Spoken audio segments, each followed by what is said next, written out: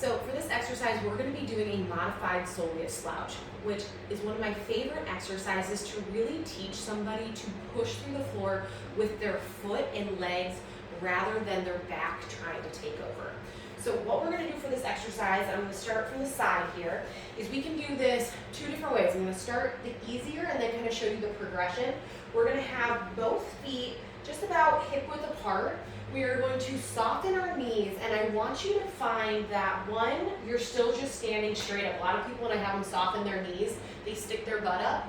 I just want to see, can you just soften your knees and you're still looking straight ahead? And I want you to find the center of your foot, meaning you're not on your heels all the way. You're not so far forward that you're on your toes and the heels are coming off, but your foot is grounded and you feel both the ball of the foot and heel equally. From there, we are going to keep our shins in this bent position. I would say I can just barely see my toes. And what we're going to do is we are not going to let our knees move at all. We are not going to let our shins slide forward or slide back. They're going to stay locked in this position. We're going to let our head fall, let our arms fall, and slowly droop down to the floor to where you feel comfortable. Sometimes I have people start here at the knees and over time work to the floor, but the goal is to eventually get down to the floor, controlling it down, shins have still not moved. And from here, I'm not going to think about just standing up. I'm going to think about pushing through that middle of my foot, keeping my shins right where they are, and just feel how as I keep pushing through the floor, I just kind of roll back up to the start. You're probably not going to feel a ton of muscles with this. Some people might, but for others, you might find that this is too easy. So start with two legs, see if that's way too easy. Can you keep your shins in that static position without them sliding forward or back, and just feel how you are pushing through the floor with your feet. To make it a little harder, you're going to spread your feet a little bit more, get in that same starting position, knees soft, right in the middle of your foot.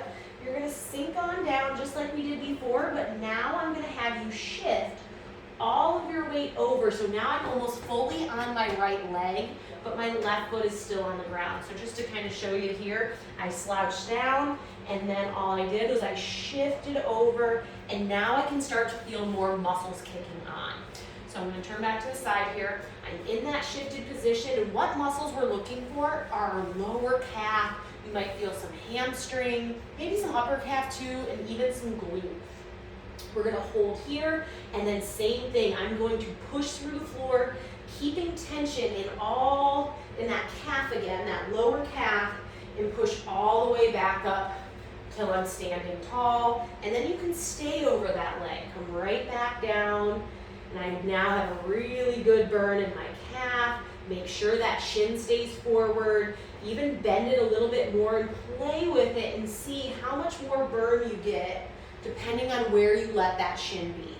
Be careful. A lot of people, they'll start with their shin forward here, but as they stand up, their shin will be the first thing to move back, and you're going to think this exercise is so easy and probably not feel anything. If you don't feel anything, you're not doing it right. So make sure to give this a try. Watch yourself in the mirror and make sure that shin stays angled forward. Make sure you stay in the middle of your foot, and I am pushing through the floor, really pushing, and already, I mean, this is almost cramping. It's on so much. Pushing my body weight up and rolling all the way back up to the top. My hip has extended, but you can see my shin is still exactly where it is. Do not underestimate this drill. It is one skill that I think every person needs to learn, and it's one I spend a lot of time on with my clients.